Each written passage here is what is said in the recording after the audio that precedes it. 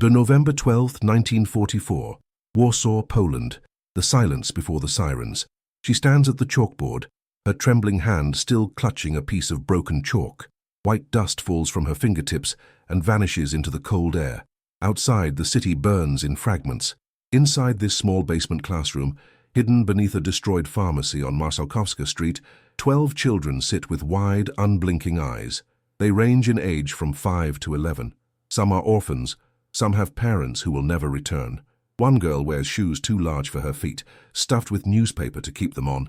A boy in the back row hasn't eaten in 2 days. The teacher, Anna Kowalska, is 63 years old. Her back aches. Her lungs rattle when she breathes. She has no weapon, no rank, no authority recognized by any army, but she has made a promise. And when the bombers come, and they will come, she will not leave these children to face the darkness alone. The floorboards above them creak. Footsteps. German patrols or Polish resistance. It doesn't matter anymore. Either could mean death. Anna motions with one finger to her lips. The children freeze. She closes her eyes and listens. The footsteps pass.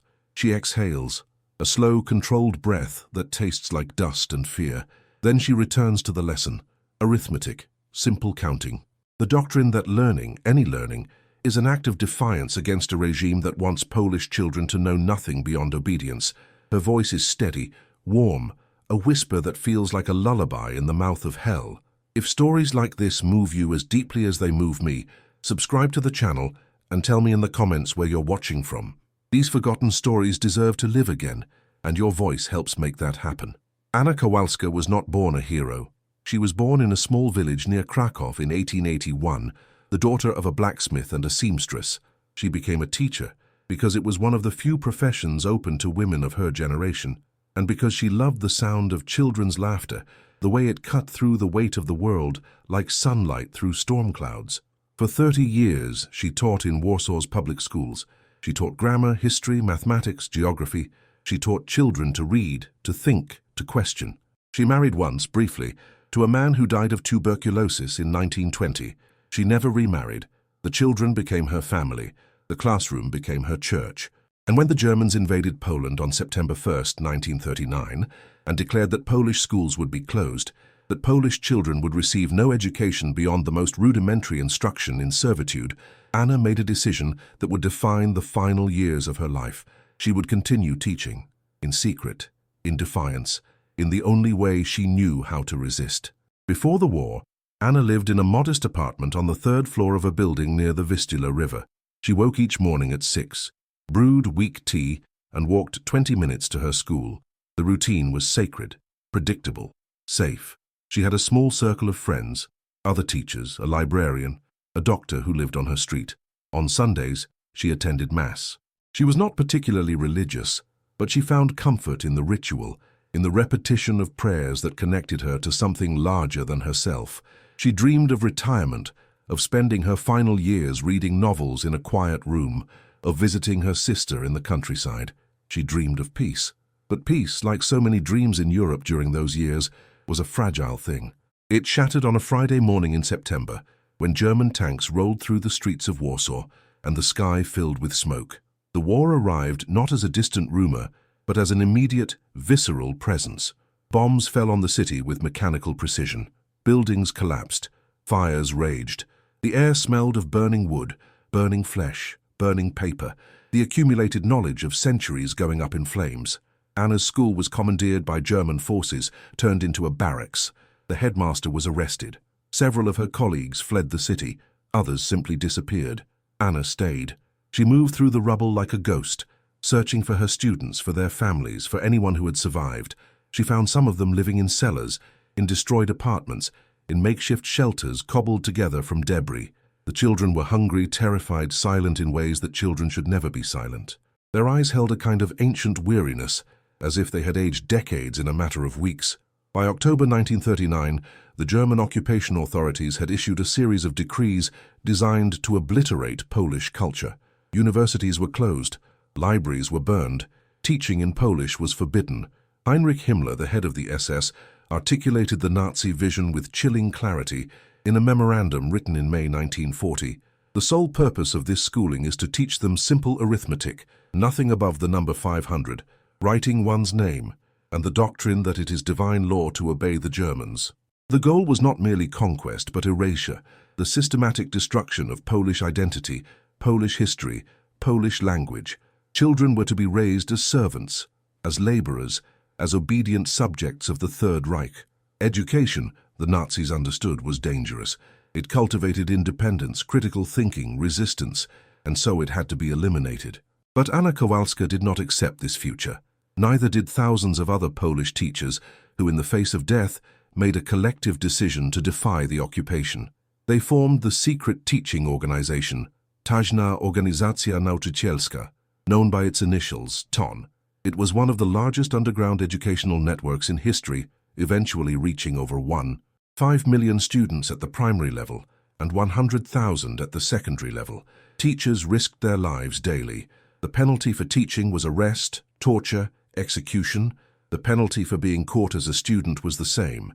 Yet they continued, in basements, in attics, in abandoned buildings, in forests, in private homes. They taught Polish language, Polish history, Polish literature. They taught mathematics, science, art. They taught that Poland existed as long as its people refused to forget. Anna joined the organization in the winter of 1939. She was assigned a small group of students, 12 children, all from families that had been shattered by the war.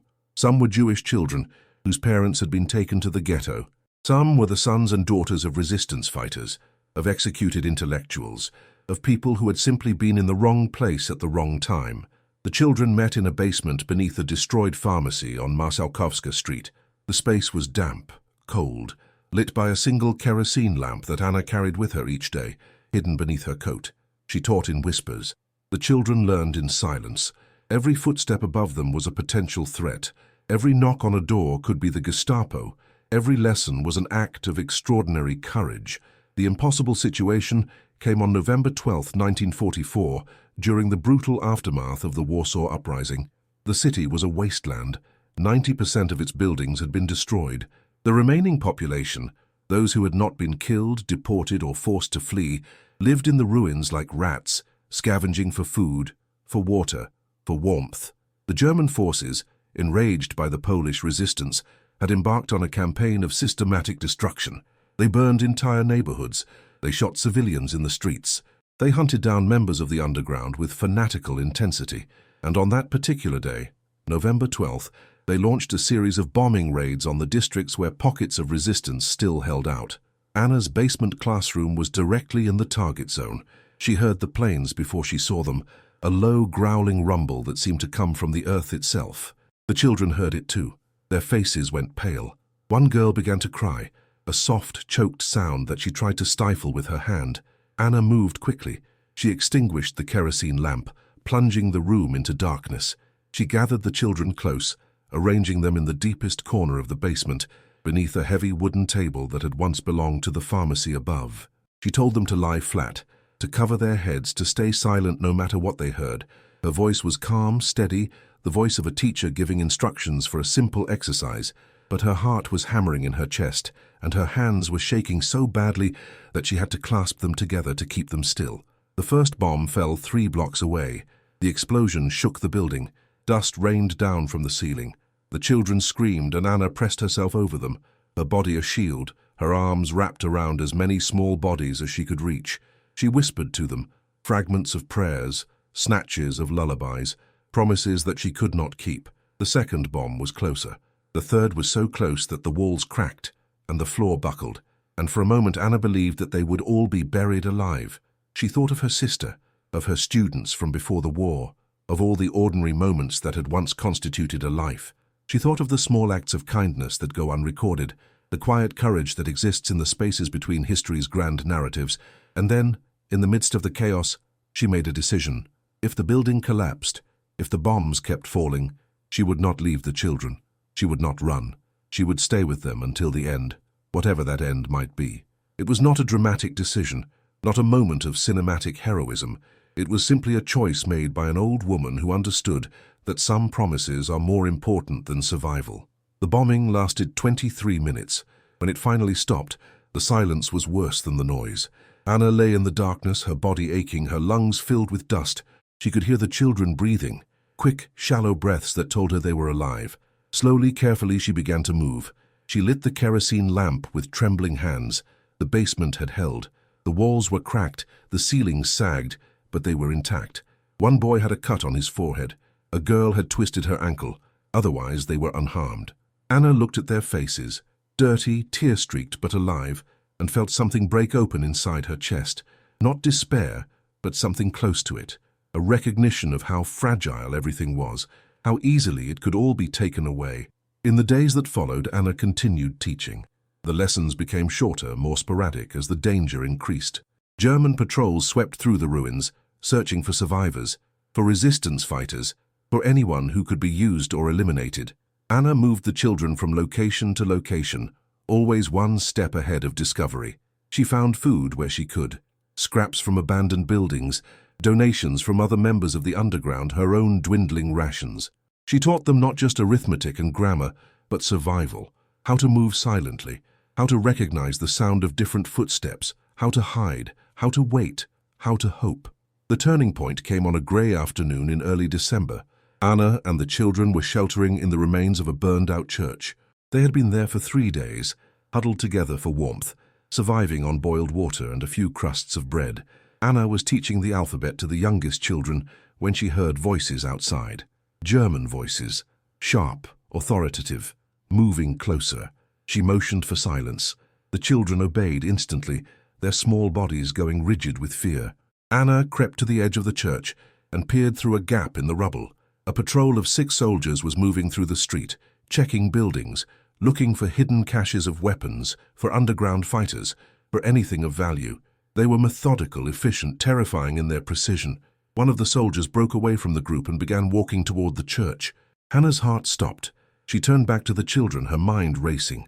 There was no escape route, no back door, no hidden passage. If the soldier entered the church, he would find them, and if he found them, they would be arrested, interrogated, killed. Anna made a decision in that moment that defied logic, defied self-preservation. She stood up. She walked out of the church. She stepped into the open, directly into the soldier's path, drawing his attention away from the ruins where the children hid.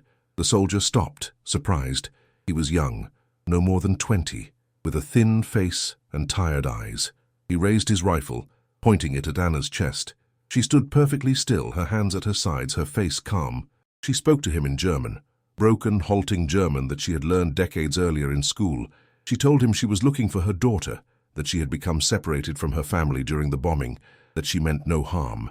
The lie was transparent, absurd, but Anna delivered it with such quiet conviction, such weary dignity, that the soldier hesitated. He lowered his rifle slightly. He looked at her, this old woman, this fragile, unremarkable figure standing in the ruins of a city that no longer existed, and something in his expression shifted. He told her to leave, to go home, to stay off the streets, and then he turned and walked back to his patrol. Anna waited until the soldiers were gone. Then she returned to the church, her legs shaking so badly she could barely walk. The children rushed to her, their small hands clutching at her coat, their faces wet with tears. She held them one by one and felt the weight of what had just happened settle over her like a shroud. She had gambled with her life. She had won. But the victory felt hollow, temporary, because she knew it was only a matter of time before the next patrol, the next raid, the next moment when luck would run out. The consequence of Anna's actions that day extended far beyond the immediate survival of 12 children. Those children lived. They survived the war. They grew up, had families, became teachers, doctors, workers, parents. They carried with them the memory of an old woman who had risked everything to protect them, who had placed her body between them and the machinery of war. Some of them wrote about her in letters, in diaries, in interviews conducted decades later. They spoke of her calm voice, her steady hands, the way she had taught them that courage was not the absence of fear, but the decision to act in spite of it. But Anna Kowalska's story was lost to time. She did not survive the war. In January 1945, just weeks before the Soviet liberation of Warsaw, she was arrested by the Gestapo. The circumstances are unclear, whether she was betrayed, discovered by accident, or simply caught in one of the final sweeps through the ruins. She was taken to a detention center. There is no record of her interrogation, no documentation of her final days. She was executed on January 15, 1945, along with 37 other members of the Polish underground. Her body was never recovered. Her name was not recorded on any memorial. The children she had saved were evacuated from Warsaw in the chaos of the Soviet advance, scattered across Poland and beyond. For decades, no one knew what had happened to the old teacher who had hidden them in a basement and taught them to read, while the world burned around them. The story was rediscovered in 1987 by a historian named Jerzy Paulak, who was researching the secret teaching organization for a doctoral thesis. He found a mention of Anna Kowalska in a fragmentary document, a handwritten list of TON members, compiled by one of the organization's founders shortly after the war. The list included brief notes about each member's activities. Next to Anna's name, someone had written, "Taught 12 children in Marszałkowska district, arrested January 1945, executed, children survived." Paulak tracked down several of the children, now elderly men and women living in Poland, Germany, and the United States.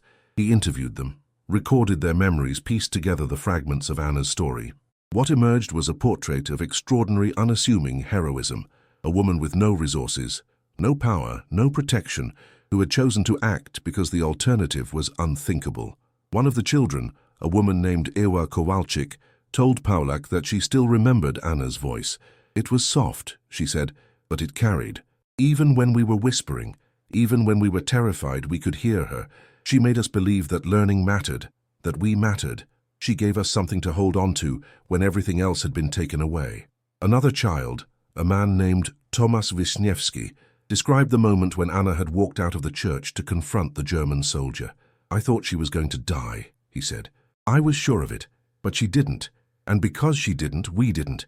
It's as simple as that." The moral weight of Anna's story lies not in its exceptionalism, but in its ordinariness. She was not a soldier, not a spy, not a member of any organized resistance cell. She was a teacher. She did what teachers do. She protected her students. She taught them. She gave them the tools to survive and to remember.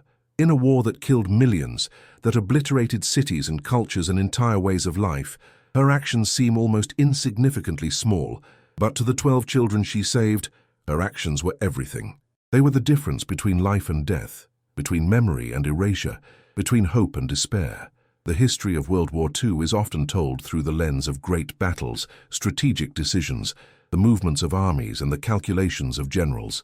But beneath that grand narrative lies another history, quieter and more intimate, the history of civilians who had no choice but to confront the war on its most personal terms. Anna Kowalska belongs to that history. She represents the thousands of ordinary people who made extraordinary choices, not because they sought glory or recognition, but because they could not do otherwise. Because the children were hungry, because the children were afraid, because someone had to teach them that the world, despite all evidence to the contrary, was still worth believing in. In the years since Paulak's discovery, Anna's story has been included in several histories of the secret teaching organization. A small plaque was placed on the site of the destroyed pharmacy on Marszałkowska Street, commemorating her and the countless other teachers who risked their lives during the occupation. The plaque reads simply, "Here, in darkness, knowledge survived." It is a fitting tribute, because that is what Anna Kowalska did. She kept the light burning in a place where light should have been impossible. She taught children to read and write and think in a regime that demanded ignorance. She chose compassion over fear, duty over safety, and in doing so, she performed an act of resistance as powerful as any armed rebellion. The children she saved went on to live full, complicated lives. They made mistakes, achieved successes, experienced joy and sorrow in all the ordinary ways that human lives unfold, but they never forgot the old woman who had hidden them under a table and whispered lessons in their ears while bombs fell overhead. They told their children about her.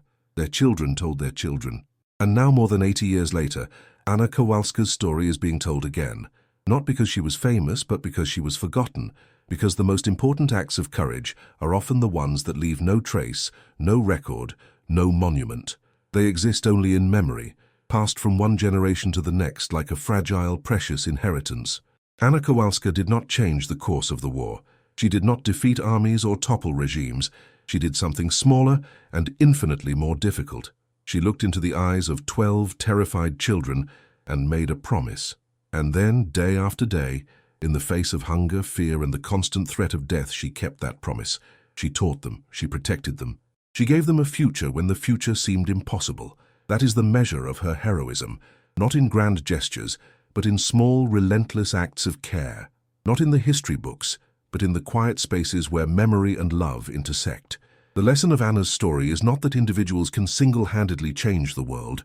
It is that the world is changed, slowly and imperceptibly, by the accumulation of individual choices, the decision to help rather than to harm, to teach rather than to silence, to stay rather than to flee.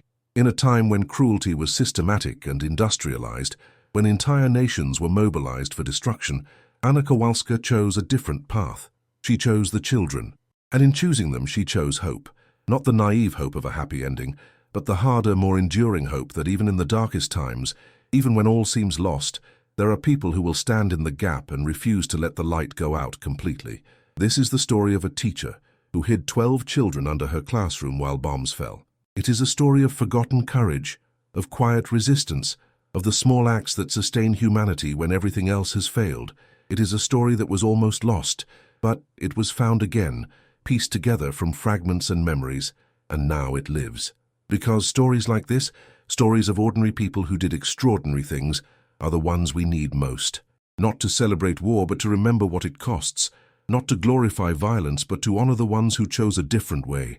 Anna Kowalska had no weapons, no rank, no power, but she had something more important. She had the courage to care, and that, in the end, was enough to change 12 lives, and perhaps in some small way to change the world.